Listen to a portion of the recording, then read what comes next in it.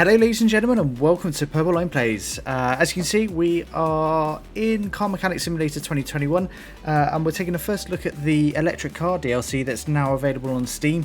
It's going for roughly, I think, £5, and I think it's got a little bit of a discount off at the minute, down to sort of £3.79. So in that pack you get 4 different cars. So as the first 3 you can see here, which are, so all these cars, is worth sort of pointing out, are unlicensed. So these Atoms here, I think they're trying to be Teslas, so the Model 3 and the Roadster. I think this is some kind of Alfa Romeo. I'm not sure what the model name is. And then if we flick to the next page, down here we've got what is probably the Renault Zoe, I think.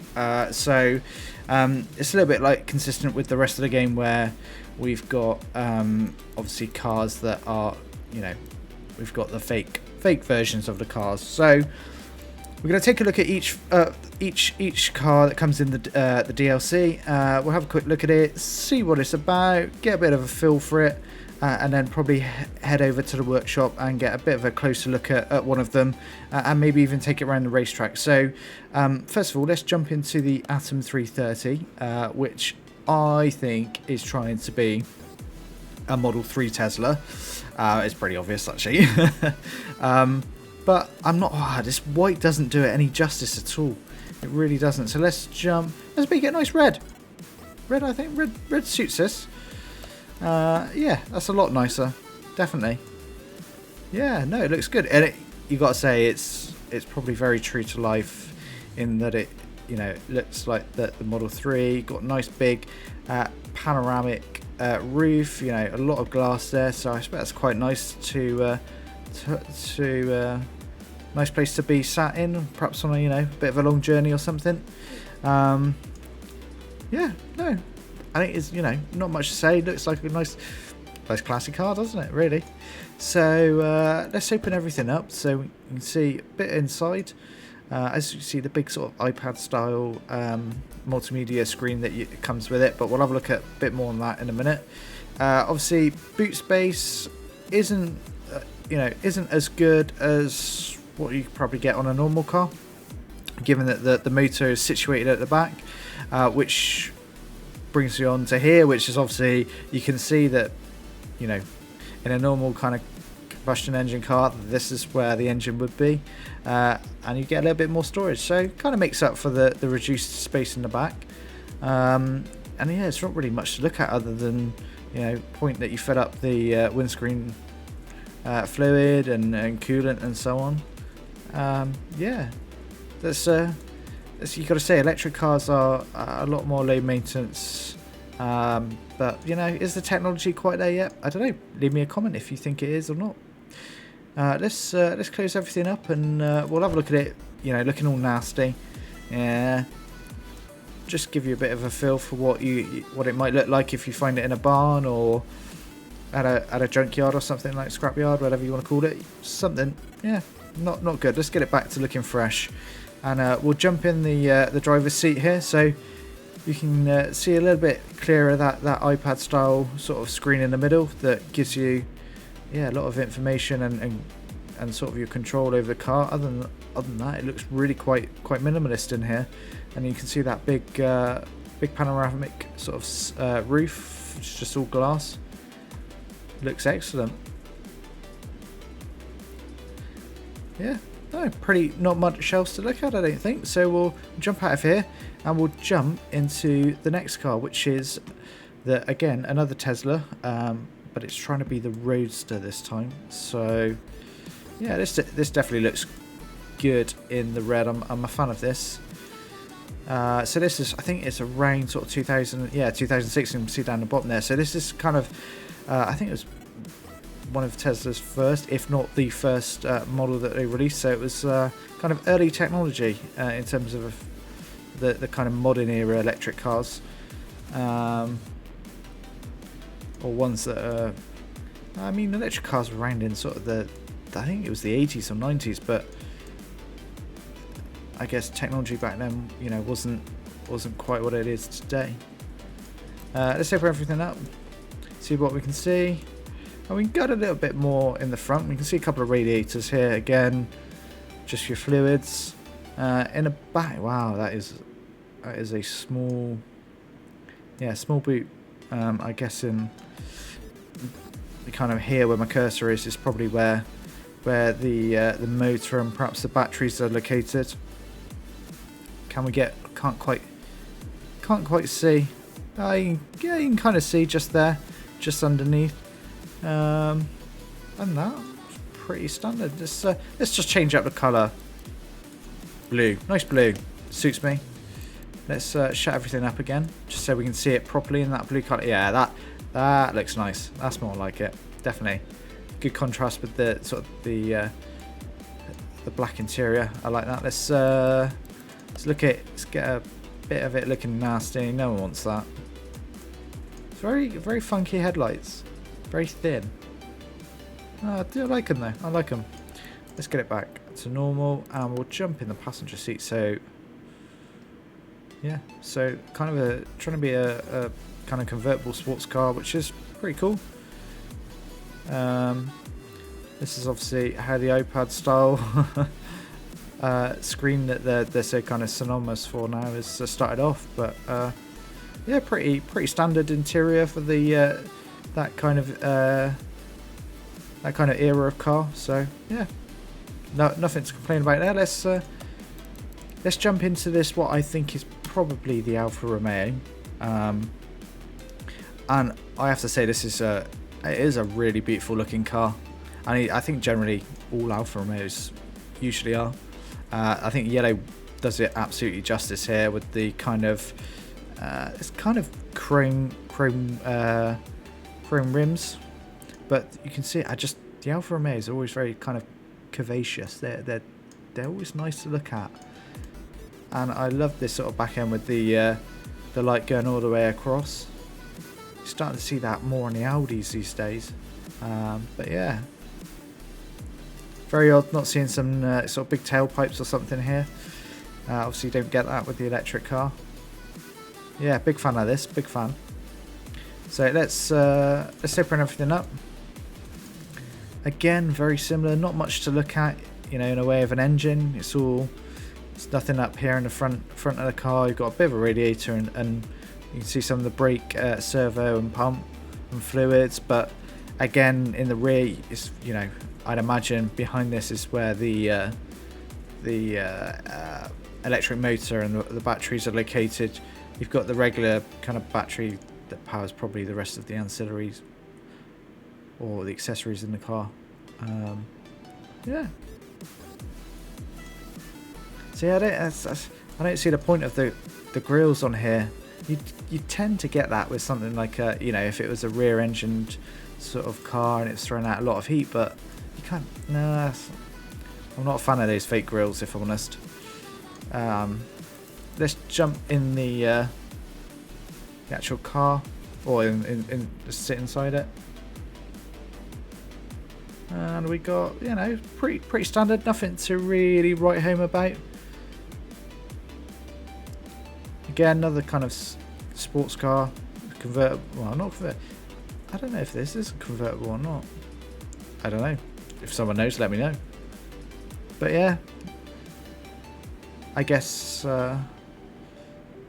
yeah, it's pretty standard. Was it 2013 car? You possibly could have had a bit of a better infotainment system, perhaps. Don't know. So yeah, that's the Alfa Romeo, the Laventino.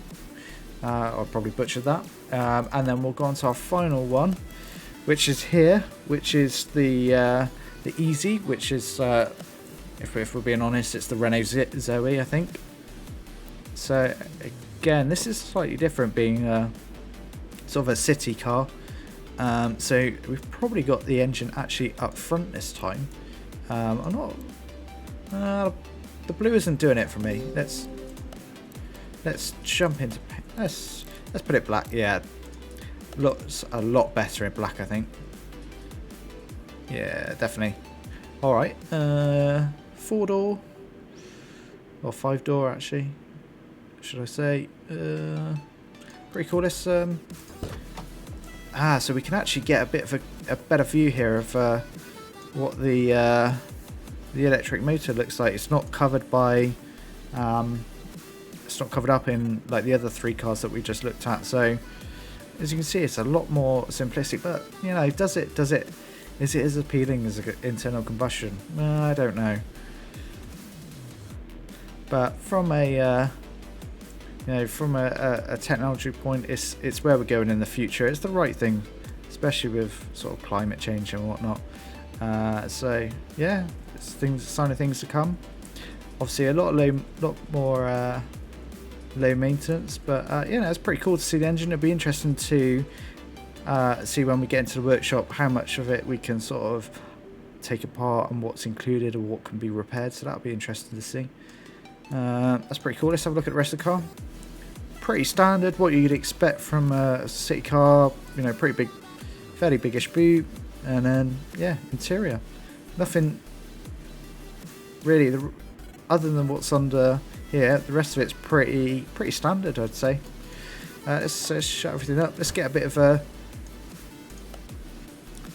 Yeah, that looks nasty. That does not look good at all.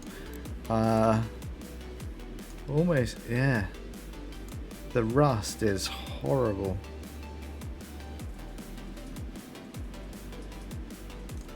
Yeah, I'm not sure about the rust on these, making it so rusty. It just for a modern car like this, doesn't feel believable at times. So yeah, and then we'll jump inside to see what it's like. Again, pretty standard. Got a little bit of screen for a bit of entertainment, and then other than that, really, it's pretty basic, pretty standard.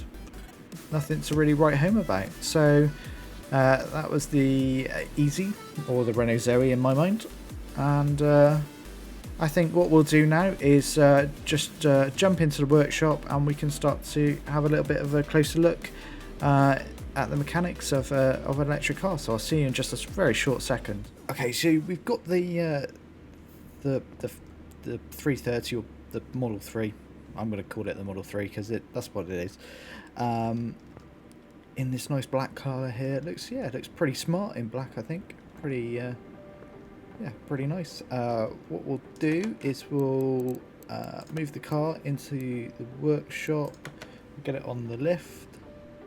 So as you can see over there, we've got the GTR from the Nissan DLC. I've just done a video on it, so go check out the channel and you can have a little look at the cars that are included in that DLC as well. And while you're there, don't forget to hit that subscribe button, because it really does make a big difference. So yeah, we've got the Model 3 here. Let's just put it on the lift. So let's open up. So in terms of being in the hood, can't really do much there. Doesn't look like that we can remove any of this either. Let's perhaps jump to the rear. Here's the engine cover. So let's remove that, and then we can, here we go, here's the motor, and we can get a good look at what it looks like. So normally, especially working in the UK, you've got to be specially trained and to work on these electric cars because of the high voltage. So yeah, it's not one you can work on at home, I don't think, not like the old days. But it's very cool to see. It's so simplistic, really, in terms of electric motor and your battery modules that you can only access by looks of it from under the car. So we've got here, we've got the charger, we've got AC compressor, we've got the gearbox here on the right hand side, is that? Yeah. Cool, we've got some kind of cooling, and I'm not, so this, I guess, where all your electronics are contained within this here. And then I guess we've got the motor, the center housing itself. I think we'll tell you what, we're going to take some of this off just to see what's underneath, because I'm really curious, having, yeah.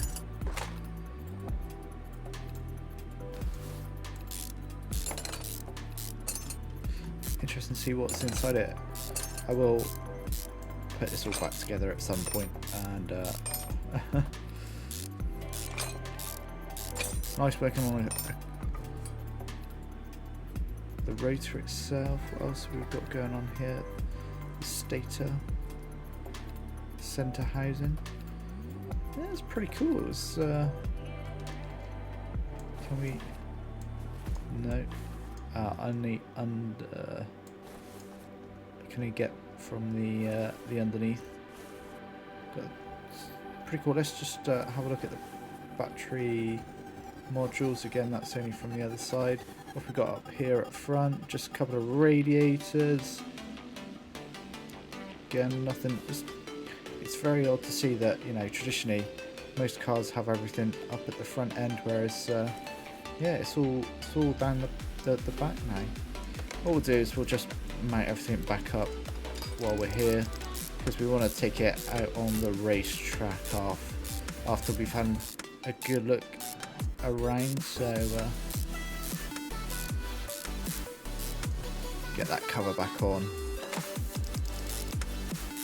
It's actually, you know, there's not many parts to the to this electric motor here, which, yeah, is going to make, I guess, servicing it a lot easier.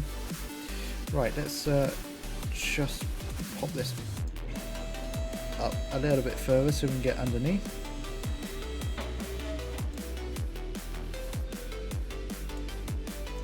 Okay, you can just take the battery models out as easy as that. So pretty easy to replace. You've got, how many have we got here? 9 modules. That's pretty cool.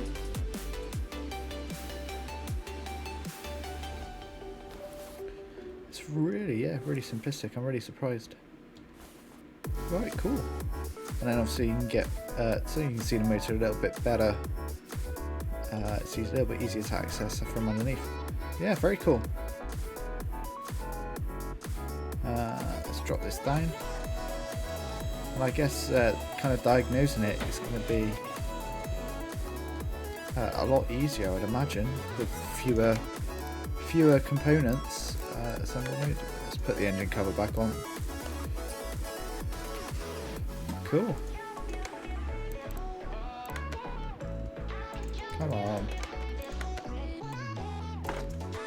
No, I didn't. Let's just assemble that.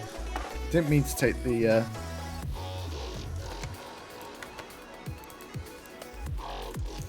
Yeah, right. That's back down now. Perfect. Didn't mean to take the boot lid off, but there we are. Right, let's jump into the race. Oh no, didn't want that one. The racetrack here, and we're gonna take the. Take the Model 3. And we're going to use a controller, and we'll see. Hopefully it would have recorded the time used for the... so I think when we did the GTR, it was about a 1:48 with my terrible driving. Let's just get a little bit of a... Ooh. Oh no, that's fine. Right, let's... I mean, I'm not sure you can rev in an electric car. That's a bit... This feels fast. The acceleration, obviously, with an electric car is immense, because you get torque from literally the press of a pedal. You're not waiting for a turbo to spool up. This feels, yeah, quite rapid. Feels a bit twitchy. It's definitely not as its handling is definitely not as nimble. I guess having all those battery packs underneath the car is probably not going to help. Yeah, it feels a bit booty.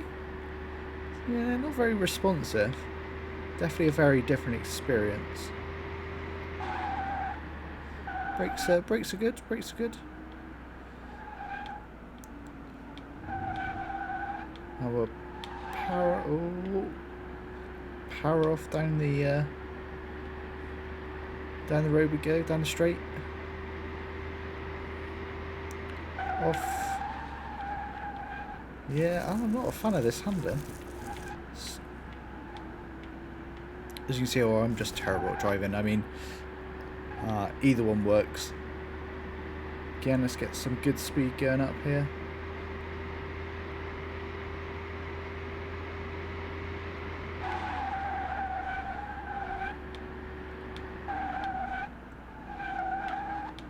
Oh, we're all over the place here.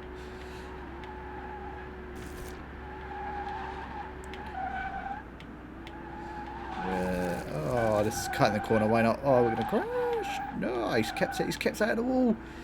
And we're going for the line.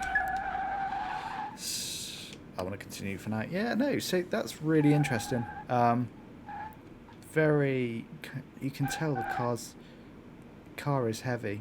It's a very different experience. But guys, that's been my very first look at the electric car DLC. I hope you enjoyed it. If you have, hit that like button and also smash the subscribe button because it does make a big difference. And I'll see you in the next Car Mechanic Simulator video. So until then, bye bye for now.